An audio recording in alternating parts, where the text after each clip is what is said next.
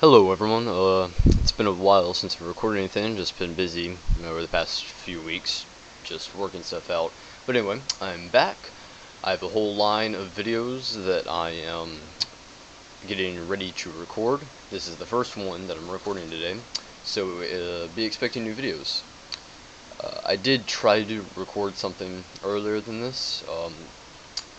I took 2 takes at it, and then I just stopped and decided I was going to do this one instead. The thing I was working on earlier was a little more serious in nature. It was just, I was starting to get to a point where I was rambling, so I decided that I should just scrap that. So, I scrapped the first 2 takes of it, but I will be recording it at some point later. Probably not today, though. Anyway, today's discussion will be about just some IT stories from me. I used to work at a call center. Just, I'm sure you all know what IT support is, that you probably all had to deal with it. So I used to work at a call center for it. Not gonna say who it was for, but it doesn't really matter. It's not that important to it. It was for an ISP, an internet service provider, but it's not that relevant to the story. And before I start this, just a quick PSA to anyone who thinks that they might be interested in working at a call center, or if they need a job and think that they should just work at a call center. I urge you to not work at a call center. It can be very frustrating. It really affects your mood a lot. It can affect it greatly. I mean, it can honestly be, just, it can get to you. It's just very monotonous. It's frustrating. So, I would not suggest working in a call center. Try to find somewhere else. But if that's like pretty much your only option for working, it's not terrible. I mean, I kind of made it sound that way, but it's not that bad. I mean, just like with any job or anything that you do, there are good days, and then there are bad days. I mean, the worst of days is whenever you got a customer that was very angry. Normally that's because they themselves have probably been dealing with the problem for quite a while before they called tech support, so they already started off angry. But those calls were always the hardest and always the worst to deal with. So any of you out there, whenever you're calling tech support, please try to be as friendly as possible, because even though you're probably very frustrated with the problem you've been dealing with, anyone who works at a call center has been dealing with people yelling at them all day, sometimes even attacking us as a person, or calling us inept at our job. It gets very frustrating. So if you are ever on the phone with tech support, if you are nice to them, they will most definitely be nice to you. I mean, they may not start off nice. I know there's been several calls that I'm on that I started off already a bit annoyed, and those never really worked out that well. But if you treat them nicely, it will definitely brighten their day, and it helps us all out a lot. It definitely helps us keep going when we run into the occasional nice customer. But anyway, enough about that. I'm going to just share some of my most ridiculous stories about very irate customers or clueless ones. The first story that I'm going to go ahead and tell is this woman called me, or she was on the line, not really called. She was on the line, and she was having a problem with her laptop, saying that it was running slowly. So yeah, she was complaining that her laptop was running very slowly. So um, I just went through the steps, asked her how many programs she had open. Um, Turns out that she had quite a few, probably too many. It was a fairly old laptop, so it was probably too many for that laptop. So I just told her to just go ahead and close all of them. And she kept on closing all of them until she had one left, and it was MSN Messenger is what she had open. So I told her, okay, I asked her if she had closed everything, and she said she closed everything except MSN Messenger. So I said, go ahead and close that too, and then we'll work from there, and try to find out what the problem is. Um, because at this point, um, my first assumption was probably that she had a virus, especially when she said how many programs she actually had open. Because normally when someone has a lot of programs open at once, they're a little ignorant of how computers work. And I mean, I've run across several people that open every single program on startup and then close the ones they don't need. And it takes them like, sometimes it can take people like an hour if it's like that, if they're opening every single program, depending on how many programs they have. Um, I mean, this woman was not one of those people. She wasn't opening every single one, but she did have a ton of programs open. So my first assumption was it was probably a virus, and that I could probably handle it.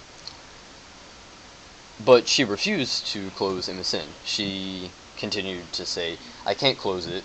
I can't close MSN. Are you stupid? Are you bad at your job? Like, why would I ever close MSN? Like, don't you know anything about how computers work?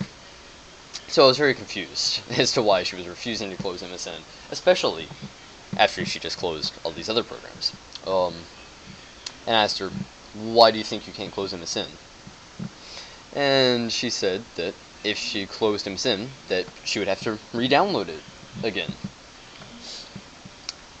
So this woman had been re-downloading MSN every time she closed it. I cannot begin to fathom how many times she actually downloaded MSN, and probably several other programs too. But considering she refused to close MSN, I'm assuming she probably used it a lot and downloaded it several times. Because I was talking through, so I told her that that was incorrect, that you don't need to re-download it every time that it saves on your computer. She refused. She said that, no, you have to re-download it every time. So I'm like, okay, just leave MSN open. Can you go to my computer? So she went to my computer. At this point, I was just wondering how much space she actually had left on this computer, because I was imagining it must not have been much. And I was correct in my assumption. She had such little space for uh, for memory. It was atrocious. Um, so it was at this point where I was getting very frustrated because I knew the problem, but I can't do anything if the customer refuses to cooperate, which happens a lot. She refused. She said that that viruses must be filling up the space. So I told her that that most definitely was not true. That she didn't need to re-download it every time. Um, Eventually, she ended up hanging up on me. Um, Still don't know to this day if she ever decided and came to the conclusion that I was right and that she could stop re-downloading it every single time.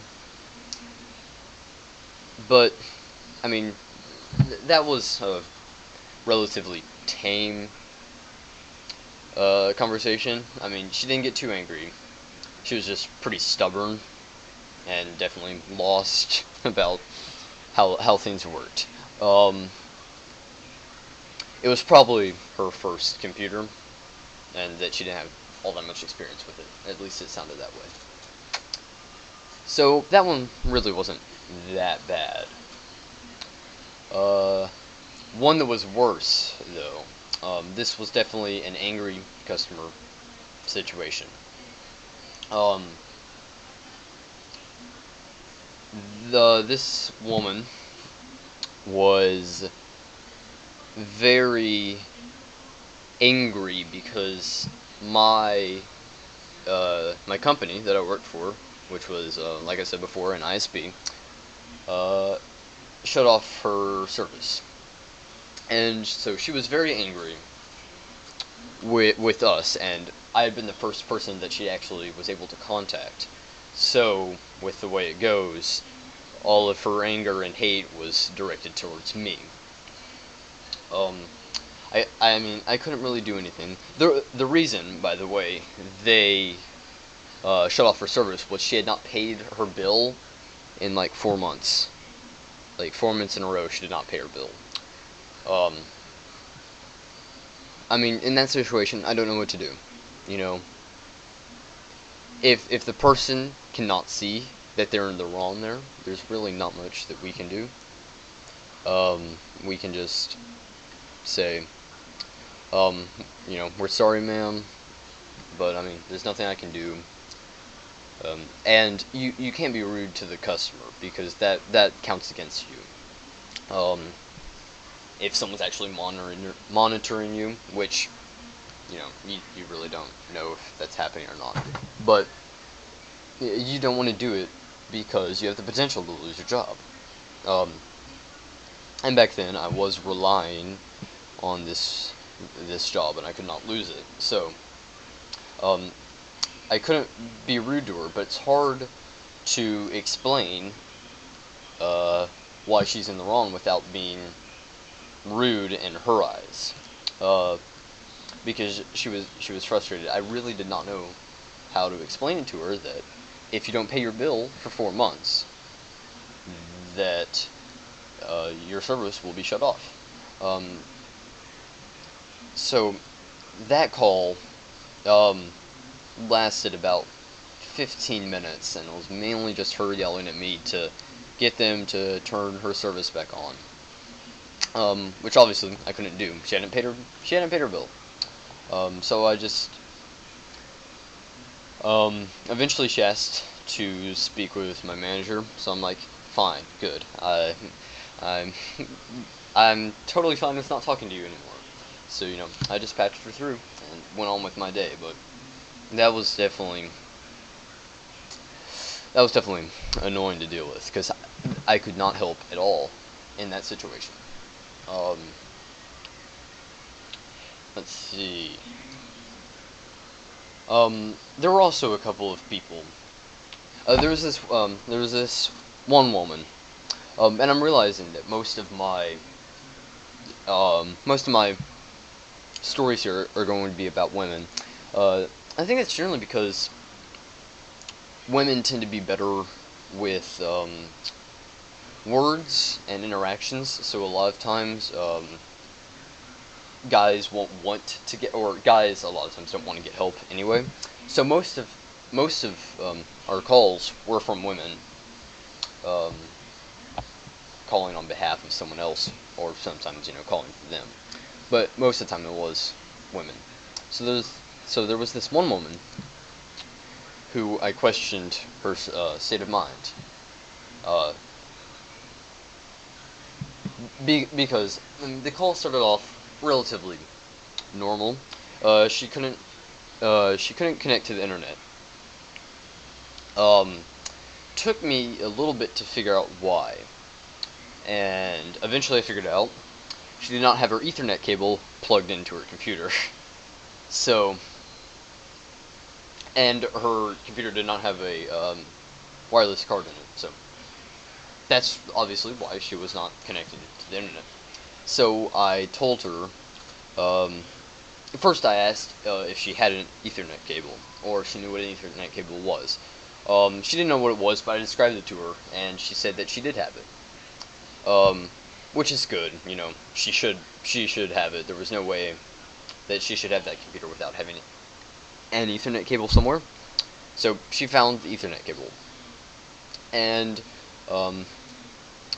I asked her to plug it into the phone jack in the wall, and she did that. So she plugged it in to the wall, and I told her to plug it the other end into the back of the computer, and she said that she couldn't do that. So this is the point where I'm starting to get a little confused. So I asked her, you know, why could she not plug it into the back of the computer? And all she said was, I can't do it, something bad will happen if I do it. So I asked her, what would happen? What would be bad if you plugged into the back? And she refused to answer my question. She just said, I can't do it, something bad will happen. That went on for about 5 minutes.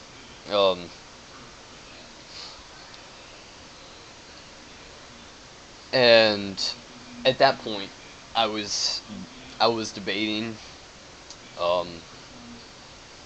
whether or not I should just continue with the conversation, because it was becoming a waste of my time at that point. Honestly, I'm surprised that, you know, it was less than 5 minutes, but I'm surprised that the exchange went on for as long as it did without me deciding to give up on it. So I eventually told her that if she's not going to plug the Ethernet cable into the back of the computer, that there was nothing I could do to help her, and that this was the only way that she would be able to get online. So she said, okay, fine, I'll just plug it in to the back of the computer. Sorry, I'm pausing a lot because this happened a while ago, so I'm having a hard time remembering exactly what was said here. So at this point I was getting frustrated that after 5 minutes of talking with her and trying to figure out why she refused to plug the Ethernet cable in, all of a sudden she was totally up to plugging it in. But I wasn't going to question it. I didn't want to jinx it. She was about to do it. I was potentially about to be done here. And this was towards the end of my shift. So this could have potentially been last call for the day. So I didn't want to jinx it, didn't want to go against it. So she said, okay, it's plugged into the back now, back of the computer.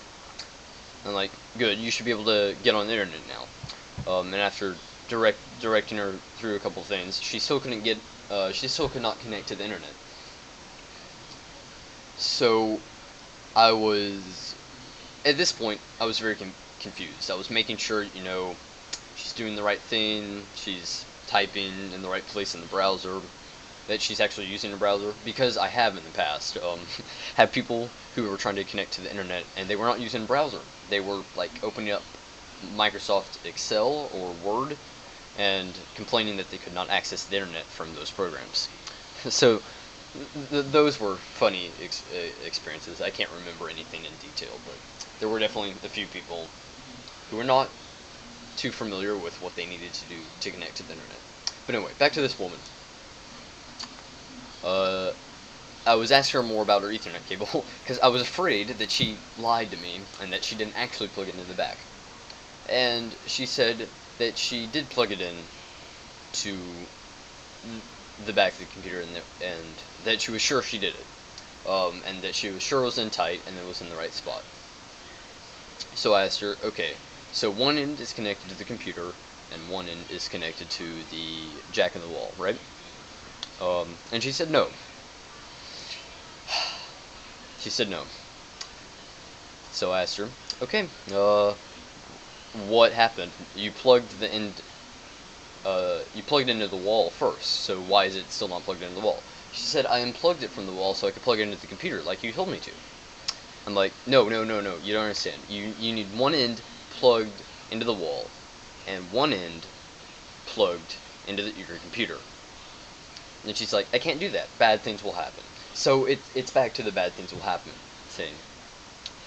So at this point, I figured out it's not that she was afraid of plugging into the computer. She didn't want both ends of it connected. So I kept on talking to her, trying to figure out why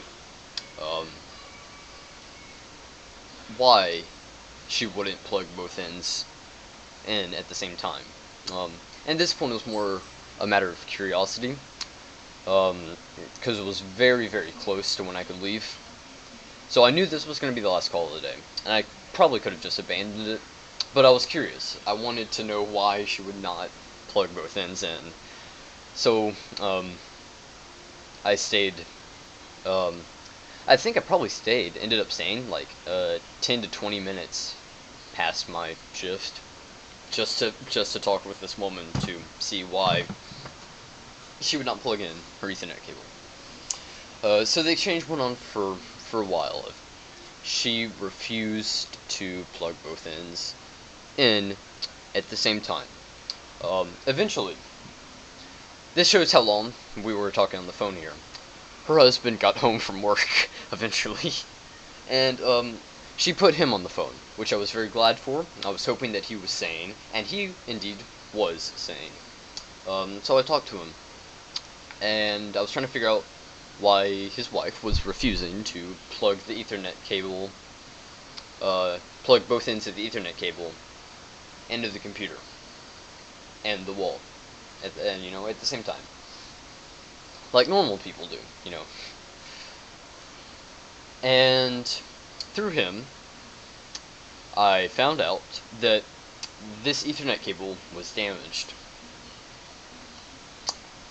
There was only one jack on the Ethernet cable that was still there. The other one had been torn off, and there were exposed wires showing, which explains why she said bad things would happen if she did. Now, I don't know why she could not articulate that there was only one jack on it. She just found herself enabled to do so. So that was definitely weird. But I've been saving the best story for last, and I have tons of other stories. I'll see if maybe one day I might record some more. This is going to be the last story for this evening. I said this evening. I don't even know why. It's like 1 right now where I'm at. But this will be the last story for this recording. And this is probably one of my best stories here.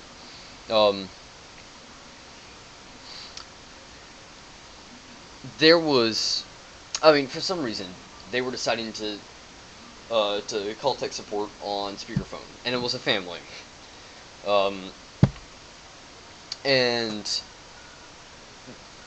judging by the amount of voices, I think there was like 7 people there. About 7.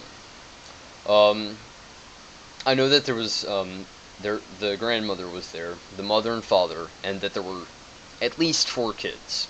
Maybe more, but there were at least 4 kids. I can't even remember what their problem was, because all 7 of them were talking at the same time. I could not understand a single thing they were saying, because they were all just yelling at the same time about what the problem was, and they were freaking out, man. Seriously. It was like the apocalypse to them, that their computer was not working.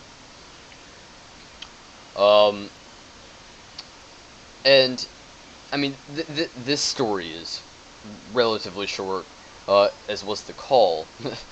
The call lasted for about 5 minutes. It went on, probably less. I say 5 minutes a lot. Probably was more like 2 or 3 minutes. So they went on, they were yelling about their computer not working.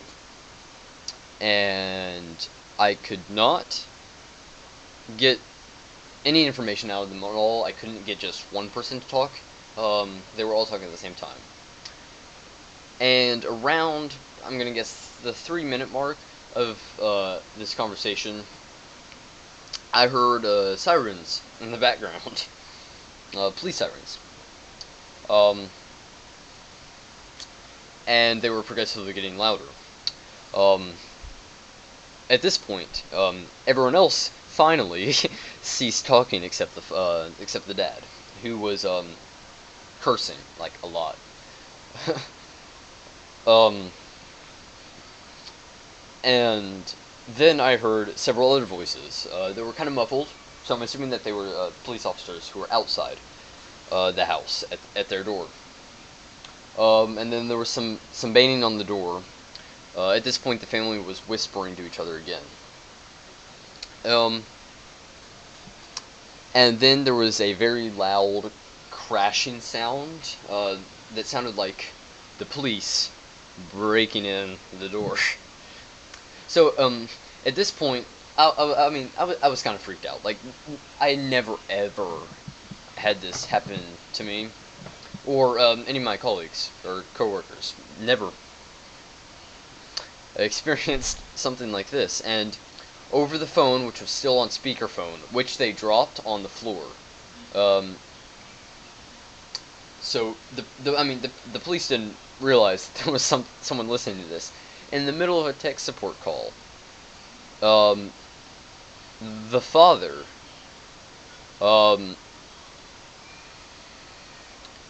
and the mother got arrested.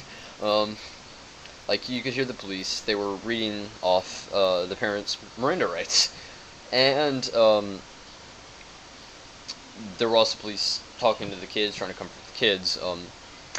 Don't know what they were being arrested for, but it sounded pretty serious, because it wasn't just, you know, like one or two police there. There were a lot of police.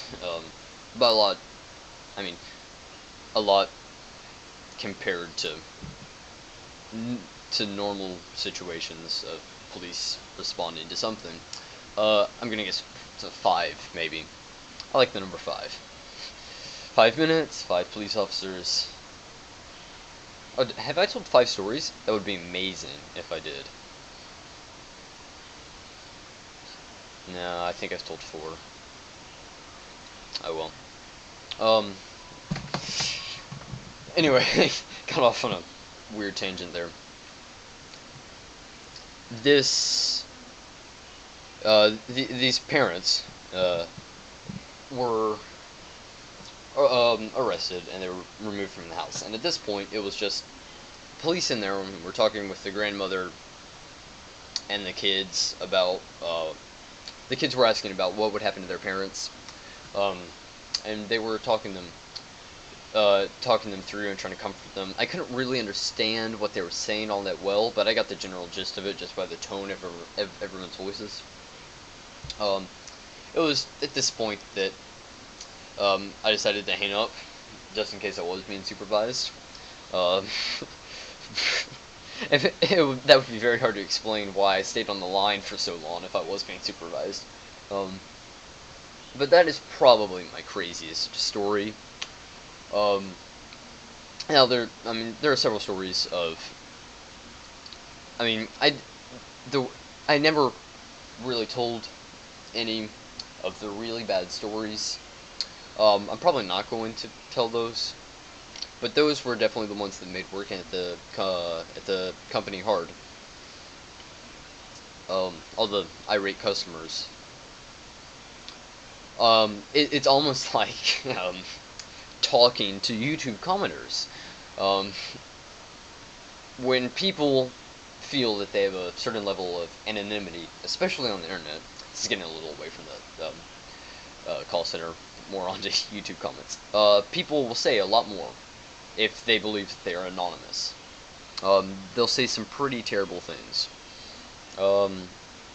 And even though this is an actual voice, and like we have their information, like I have access to all their information when we're on a call, I know, you know, where they live and everything, people still feel like they have a level of anonymity. I can never say that word well. anonymity. It's like an enemy from Finding Nemo. But people still feel like they're anonymous when they're on a tech support call because it's a stranger that they don't know. At a big company that they don't really have the perspective of this person's life. So it's not like they're talking to an actual person face to face. They still feel like they're anonymous. So people will say some pretty terrible things. Will insult you as a person or your path in life. Like, I cannot count the number of times people insulted me because I was working at the call center. Saying that I was gonna get nowhere with my life. You know, I mean, it kind of, you know, it was upsetting. You know, it's hard to not let that kind of stuff affect you. I mean, I was not choosing to work at this call center. I was definitely working at it out of necessity. So,